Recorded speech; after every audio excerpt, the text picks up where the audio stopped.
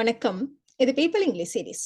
இந்த வீடியோல causative சென்டென்சஸ்ல have எப்படி யூஸ் பண்றது அப்படின்றத டீடைலா தெரிஞ்சுக்க போறோம்.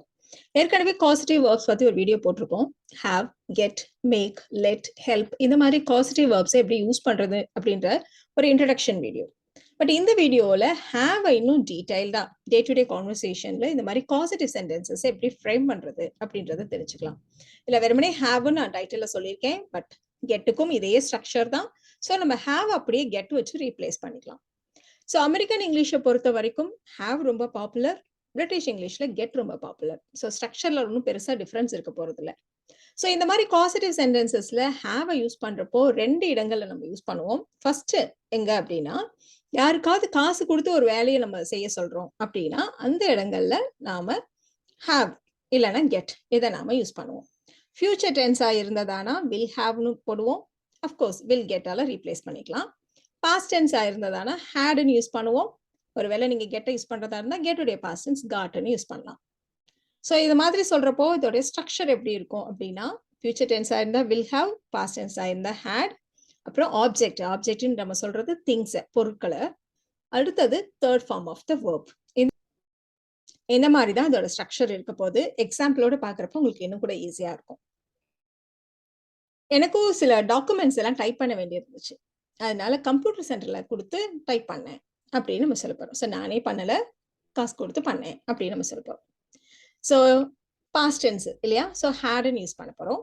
ஐ ஹேட் த டாக்குமெண்ட்ஸ், ஆவணங்களை டைப் பண்ணேன்னு சொன்னதுனால திங்ஸ் நம்ம சொன்னோம் இல்லையா? ஹேட் திங்ஸ், அதாவது என்ன பொருட்களோ அதோடைய பேரு, அதுக்கப்புறம் என்ன ஆக்ஷன் நடந்துச்சோ அந்த வேர்போடைய தேர்ட் ஃபார்ம்.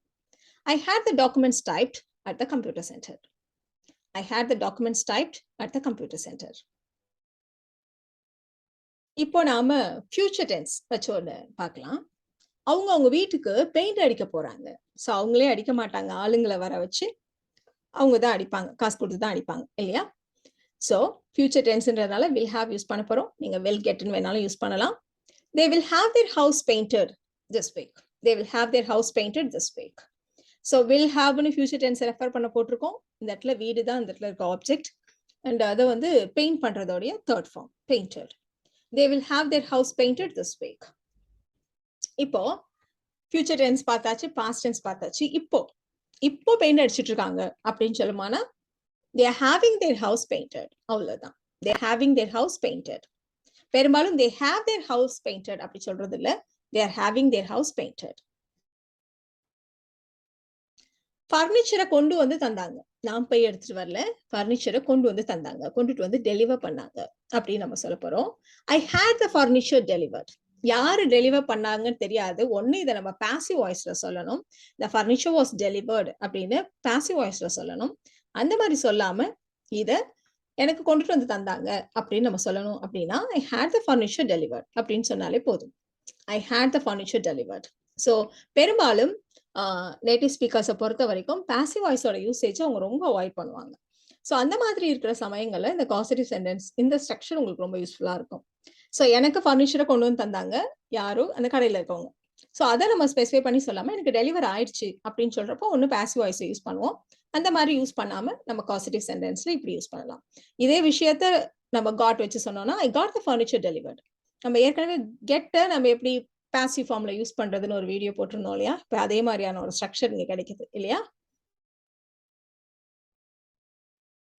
அடுத்து இதே மாதிரி காசேட்டிவ் சென்டென்சஸ் ஹேவ் இல்லைன்னா கெட் எந்த இடத்துல யூஸ் பண்ணுவோம் அப்படின்னா, நமக்கு கீழே வேலை செய்யறவங்க இல்லைன்னா நாம சொன்னா கேட்கக்கூடியவங்க, அவங்க கிட்ட ஒரு வேலையை சொல்றது, ஆர்டர் பண்றது, இதை செய்யு அப்படின்னு சொல்றது. ஸோ இந்த மாதிரி சொல்றதுக்கும் நாம இதே மாதிரி வில் ஹேவ், பாஸ்ட் டென்ஸ் ஆயிருந்தா ஹேட், இந்த மாதிரி நம்ம யூஸ் பண்ணுவோம். வில் ஹேவ்க்கு பதிலாக நீங்க வில் கெட் யூஸ் பண்ணலாம், ஹேடுக்கு பதிலாக காட் யூஸ் பண்ணலாம். பட் இந்த இடத்துல ஸ்ட்ரக்சரை நீங்க ரொம்ப கவனமா பார்க்கணும். ஃபியூச்சர் டென்ஸ் ஆயிருந்தா வில் ஹேவ் சொன்னோம், பாஸ்ட் டென்ஸ்னா ஹேடுன்னு சொன்னோம். அடுத்தது ஆப்ஜெக்ட். இந்த இடத்துல ஆப்ஜெக்ட்ன்றது பொருட்கள் இல்ல, பர்சன். எந்த பர்சனை நம்ம செய்ய சொல்றோமோ அவங்கள முன்னிறுத்தி நம்ம அந்த சென்டென்ஸை சொல்லுவோம். அடுத்தது ரொம்ப முக்கியமா பார்க்க வேண்டியது, பொதுவாகவே ஹேவ், ஹேட் எல்லாம் இருந்தா third form of the verb தான் போடுவோம் இல்லையா? இங்க அப்படி கிடையாது, பேஸ் ஃபார்ம் ஆஃப் த வேர்பை நம்ம யூஸ் பண்ணணும். ஸோ ஆப்ஜெக்ட் வந்து பர்சனை முன்னிறுத்தி நம்ம சொல்றப்போ, நான் இவங்கள இந்த வேலையை செய்ய சொன்னேன், இவங்கள இதை நான் செய்ய சொன்னேன் அப்படின்னு சொல்றப்போ நாம பேஸ் ஃபார்ம் ஆஃப் த வேர்பை யூஸ் பண்ணணும். ஒரு எக்ஸாம்பிள் எடுத்துக்கலாம். இப்போ என்னுடைய செக்ரட்டரி, நான் ஒரு ஆஃபீஸ்ல பெரிய பொசிஷன்ல இருக்கேன் அப்படின்னா, எனக்கிட்ட பேசுறவங்க கிட்ட அப்படியா சரி நான் என்னோட செக்ரட்டரி உங்களுக்கு ஃபோன் பண்ண சொல்றேன். என்னோட செக்ரட்டரி உங்களுக்கு ஃபோன் பண்ணுவாங்க அப்படின்னு நம்ம சொல்லுவோம் இல்லையா? Ask my secretary to call you அப்படின்னு நம்ம சொல்லுவோம். அப்படி இல்லன்னா, my secretary will call you அப்படின்னு நம்ம சொல்லுவோம். பட் அப்படி இல்லாம நான் உங்களுக்கு சொல்லி அவங்க உனக்கு ஃபோன் பண்ணுவாங்க அப்படிங்கிறத இன்டைரக்ட்டா இந்த 2 சென்டென்ஸையும் கம்பைன் பண்ற மாதிரி நம்ம எப்படி சொல்லுவோம் அப்படின்னா, ஐ will have my secretary call you. I will have my secretary call you. அப்படின்னா நான் என் செக்ரட்டரிட்ட சொல்லி அவங்க உனக்கு கால் பண்ணுவாங்க அப்படின்னு சொல்றதுக்காக. ஸோ செக்ரட்டரின்றவங்க நமக்கு கீழ இருக்கிறவங்க.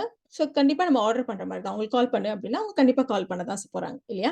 So I will have my secretary call you.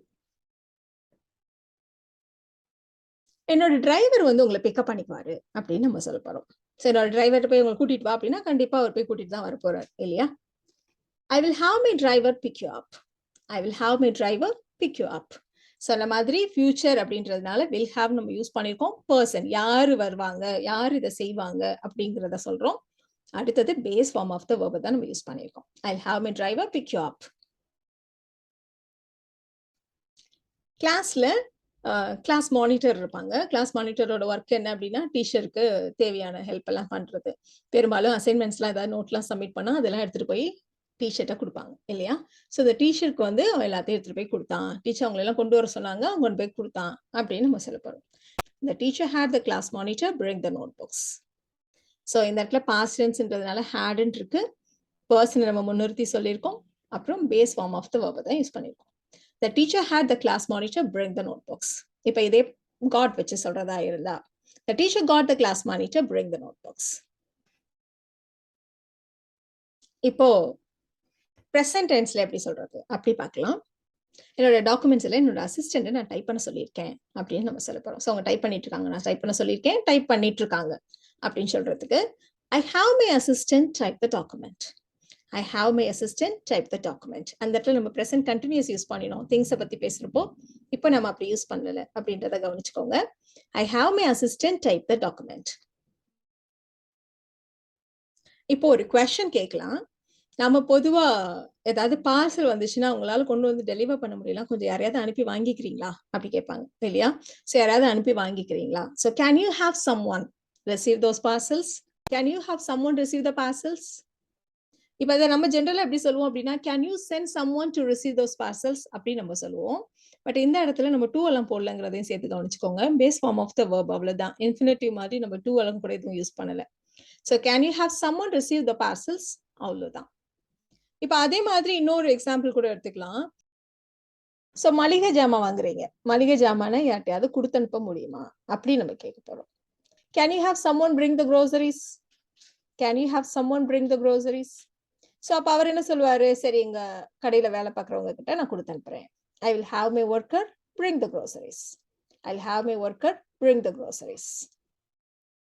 So இந்த வீடியோல நாம காசிட்டிவ் சென்டென்சஸ்ல ஹேவ் எப்படி யூஸ் பண்றது அப்படின்றத தெரிஞ்சுக்கிட்டோம். இன்ஃபேக்ட் இந்த மாதிரியான சென்டென்சஸ் நம்ம டே டு டே கான்வர்சேஷன்ல நம்ம நிறையவே பேசுவோம் இல்லையா? அதுக்கு இந்த வீடியோ உங்களுக்கு யூஸ்ஃபுல்லா இருக்கும்னு நினைக்கிறேன். Thank you so much.